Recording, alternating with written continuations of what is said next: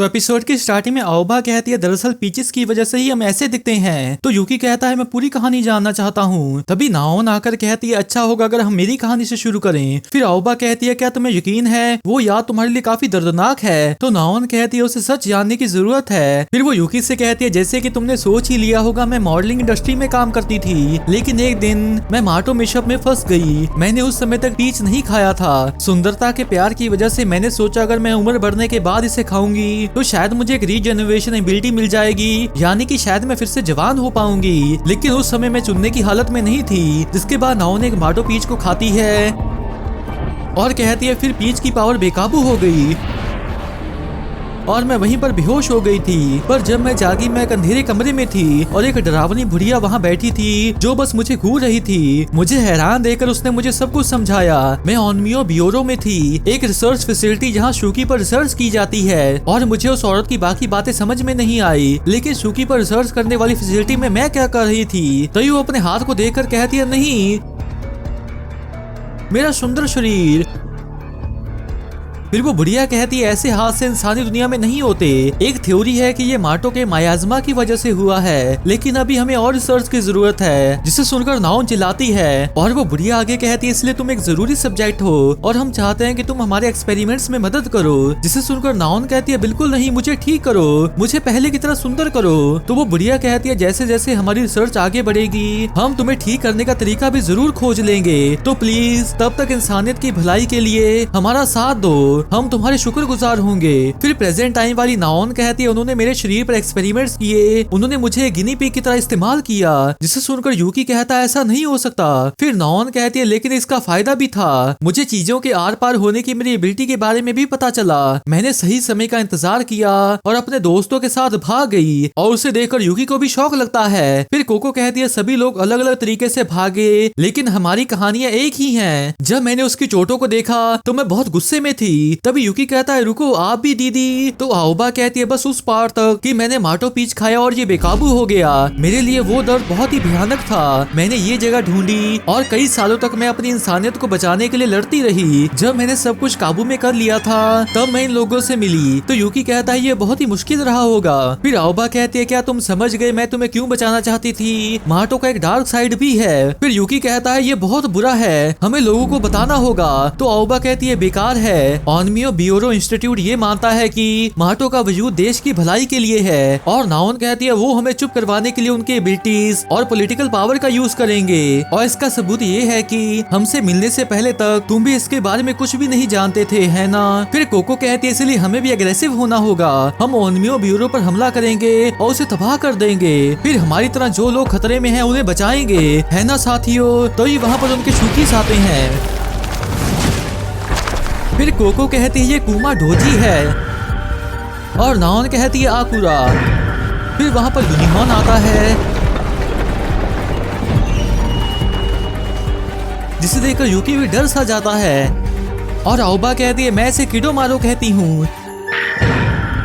ये तीनों नॉर्मल शूकी से ज्यादा ताकतवर हैं, लेकिन इन्हें काबू में करना भी इतना आसान नहीं था। फिर कोको कहती है हम लड़ने के बाद ही एक दूसरे को समझ पाए, है ना कुमा। फिर नाओन कहते लड़ाई के लिए हमने अपनी सेना तैयार कर ली है और हमने हमला करने का रास्ता भी तय कर लिया है, हम कभी भी हमला कर सकते हैं। तभी यूकी कहता है एक सेकंड रुको, मैं समझ गया तुम कैसा महसूस कर रही हो, पर इस प्लान से कई लोगों को नुकसान होगा। जो तुमने मुझे बताया अगर डीमन डिफेंस फोर्स इसके बारे में जानती होती तो वो शांत नहीं बैठते अगर हम उनसे उनकी मदद। तभी नाओन कहती है तुम्हें क्यों लगता है कि डीमन डिफेंस फोर्स की सुप्रीम कमांडर ओनमियो ब्यूरो के काम के बारे में नहीं जानती होगी। फिर कोको कहती है अगर देश के लिए हमें तड़पाना उनकी पॉलिसी है तो वो हमारे दुश्मन हैं, हम किसी पे भी भरोसा नहीं कर सकते। तो यूकी कहता है लेकिन मिस क्योका और बाकी। तभी आओबा कहती चिंता मत करो, हम खुद अपनी बॉडीज को ठीक करने का तरीका ढूंढ लेंगे। पर तभी उसे किसी चीज का एहसास होता है। फिर वो कोको से कहती है जाकर सभी को प्लान के हिसाब से फैलने को बोल दो। तो कोको कहती है समझ गई। फिर यूकी उससे पूछता है क्या हुआ दीदी। तो आओबा कहती है ये शुरुआत है। इधर हम देखते हैं कि 6 और 7 स्क्वाड वहाँ पर आ जाती हैं और क्योका कहती है इस तरफ, और टैंका कहती है मैं यहाँ कई बार आ चुकी हूँ लेकिन मैं आमिनो मिटोरी से यहाँ आई थी। फिर हिमारी पूछती है कमांडर यूकी कहाँ है। तो क्योका कहती है लगता है मेरे पैर मुझे उन पत्थरों की तरफ ले जा रहे हैं। और उसे देखकर हिमारी कहती है उन्होंने एंट्रेंस को छुपा दिया होगा।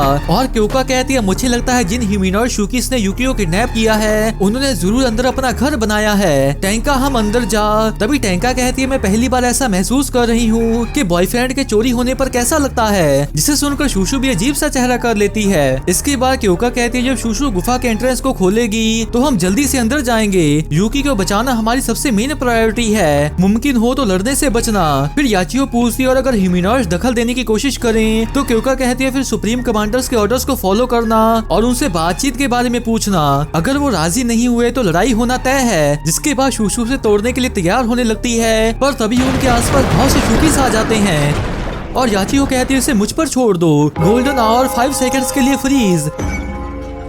जिसके बाद हम देखते हैं कि याचियो ने उन सभी को ही मार दिया होता है और वो आगे कहती है ये कमजोर शूकी सिर्फ समय की बर्बादी है, हमें पहले यूकी को बचाना चाहिए, चलो जल्दी चलते हैं। जिसे देखकर शूशु कहती है वाओ मैं भी नहीं हारूंगी। तभी कोको कहती है कुमा टैकल, जिसके साथ ही वो सेंट्रेस को तोड़ देती है। फिर वो सामने आकर कहती है सभी लोग कोको से हार मान लो और जरूर तुम लोग ही मेरे शिकार होगे। जिसे देखकर वो भी शौक सी हो जाती है। फिर कोको कहती है जाओ कुमा और सहारा उसे ब्लॉक करती है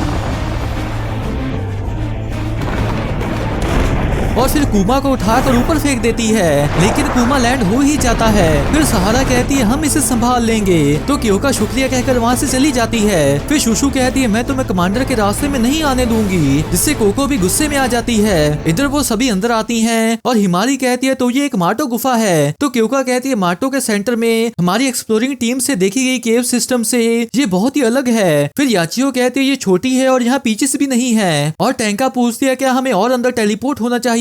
तभी क्योका कहती है रुको, जिसके साथ ही आकुरा नीचे लैंड होता है और उसके साथ कुछ और शूकीस भी होते हैं। फिर टेंका कहती है स्लेव बॉय जरूर अंदर ही होगा, तो क्योका कहती है लगता तो है। तभी हिमारी और याचियो आगे जाती हैं और हिमारी कहती है यूकी को बचाना सबसे जरूरी है, प्लीज हमारे बिना आगे जाइए। जिसके बाद टेंका पोर्टल खोलती है और वो दोनों वहाँ से चली जाती हैं। फिर याचियो कहती है अपनी होशियार बहन के साथ लड़ाई करने के लिए तुम बहुत बेताब होगी है ना हिमारी। तो हिमारी हाँ कहती है। फिर याचियो कहती है हम आजुमा दुश्मनों को खत्म कर देंगे और हिमारी कहती है चलो कमांडर के वापस आने से पहले उन्हें खत्म करते हैं। और तभी उनके पीछे नाओन बाहर आती है। इधर आओबा कहती है तुम यही रहो यूकी, पर तभी वो दोनों वहाँ पर आ जाती हैं और आओबा उन्हें देखकर कहती है मैं हैरान हूँ कि तुम इतनी जल्दी यहाँ तक आ गई। तभी टेंका यूकी के पास आती है और आओबा आगे कहती है मुझे यकीन है कि तुम्हारे दोस्त कोको और, लेकिन तभी टेंका यूकी को ले जाती है। फिर वो उसके सामने आकर आओबा को बाय करती है और वो दोनों ही वहाँ से चली जाती हैं। जिसके बाद आओबा कहती टेलीपोर्टेशन, तो ठीक है मुझे लगता है मैं तुम्हारी एबिलिटी को समझ गई हूँ। जिसके साथ ही पहले पार्ट की एक्सप्लेनेशन एंड हो जाती है। तो गाइस मैं होप करता हूँ कि आपको ये एक्सप्लेनेशन अच्छी लगी होगी। अगर आपको ये एक्सप्लेनेशन अच्छी लगी है तो इस वीडियो को लाइक कर दें और नीचे कमेंट भी जरूर कर दें। इसके नेक्स्ट पार्ट की एक्सप्लेनेशन वीडियो आज शाम तक ही आ जाएगी, तो अगर आप उसे मिस नहीं करना चाहते तो चैनल को जरूर सब्सक्राइब कर लें। तो मिलते हैं एक और एक्सप्लेनेशन वीडियो के साथ, तब तक के लिए टाटा बाय बाय।